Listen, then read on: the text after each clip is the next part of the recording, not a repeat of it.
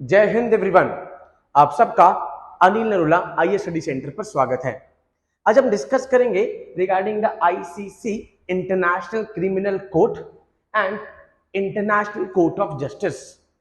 ये दोनों के दोनों आप देखते हैं लगातार करंट अफेयर्स में रहते हैं, बिकॉज जब से यूक्रेन और रशिया की कॉन्ट्रोवर्सीज कॉन्फ्लिक्ट चल रही हैं, आप देखते हैं कि जो भी एट्रॉसिटीज हुई हैं यूक्रेन में, उसके बाद वो आईसीसी के पास भी पहुंचे, इंटरनेशनल क्रिमिनल कोर्ट।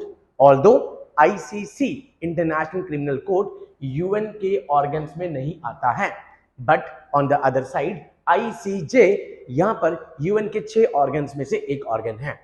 आज हम डिस्कस करेंगे कि ये दोनों क्या किस तरीके से इनका स्ट्रक्चर है एंड किस तरीके से इंडिया की यहां पर कंट्रीब्यूशन है, इनका क्या यूनाइटेड नेशन से यहां पर लेना देना है। Okay, let's discuss about the ICJ, the principal judicial organ of the United Nation. जैसे हमारा सुप्रीम कोर्ट सबसे पीक पे है, एक तरीके से इंटरनेशनल लेवल पर, पूरे इंटरनेशनल लेवल का जो कोर्ट है that is called international court of justice. अभी तक 4 जजेस इंडिया की तरफ से यहां पर रिप्रेजेंट कर चुके हैं। Okay, it was established in June 1945 post second world war by the Charter of United Nations and begin work in 1946.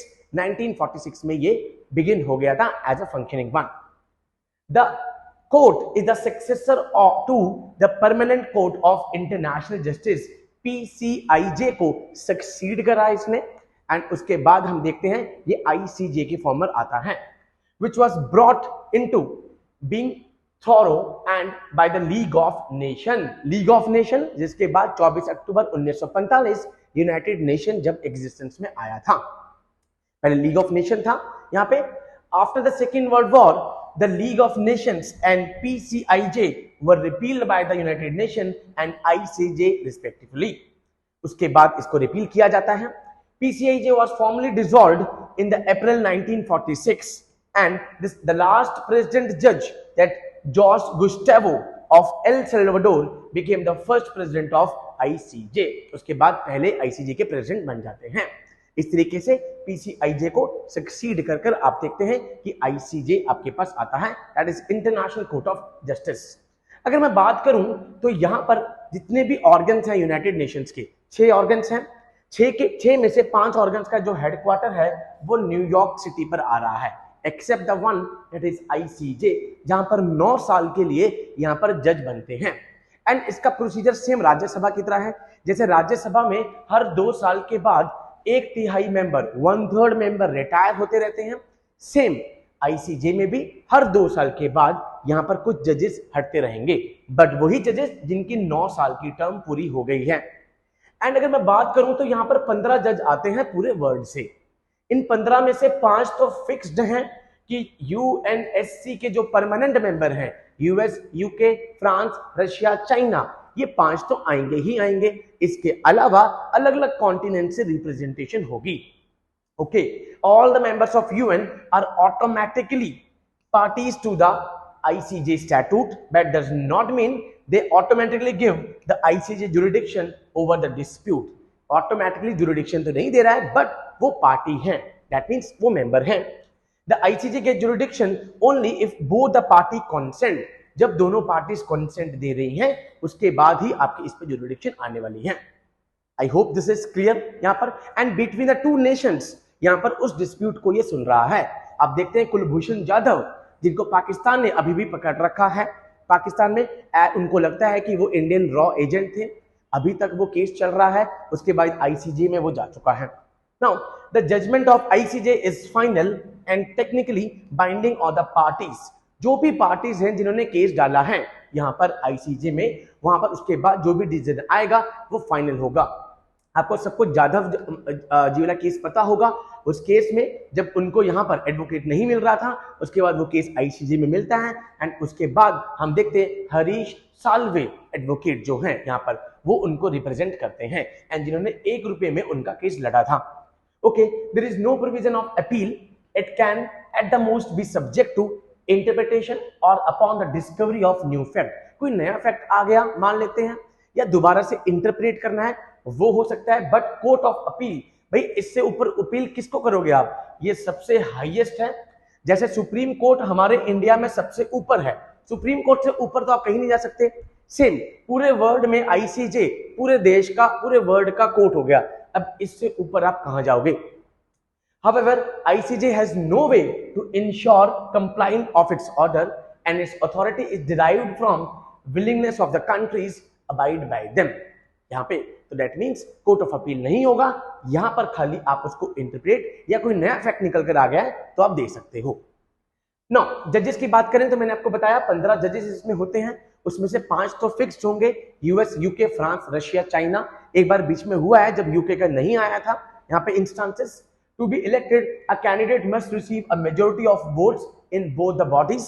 यहाँ पर किसमें, यूएनजीए में यूनाइटेड नेशन जनरल असेंबली, जहां पर 193 कंट्रीज है, एंड 5 आपके पास सिक्योरिटी काउंसिल आ गई।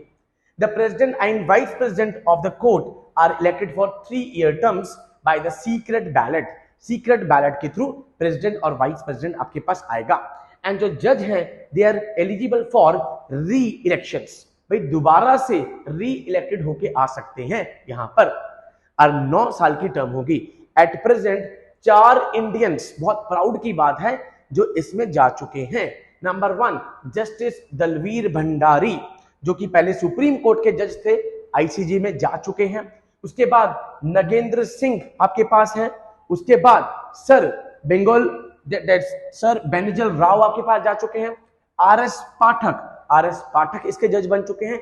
4 जज अभी तक आईसीजे में इंडिया की तरफ से जा चुके हैं। अगर बात करें इंडिया ने किस किस इंस्टांसेस पे यूएन में, यहाँ पर आईसीजे पे ये चीज लेकर आए हैं, मैक्सिमम देखेंगे पाकिस्तान वाला इशू 1960 में right of passage over Indian territory. उसके बाद appeal related to jurisdiction of ICAO India versus Pakistan, उसमें गया।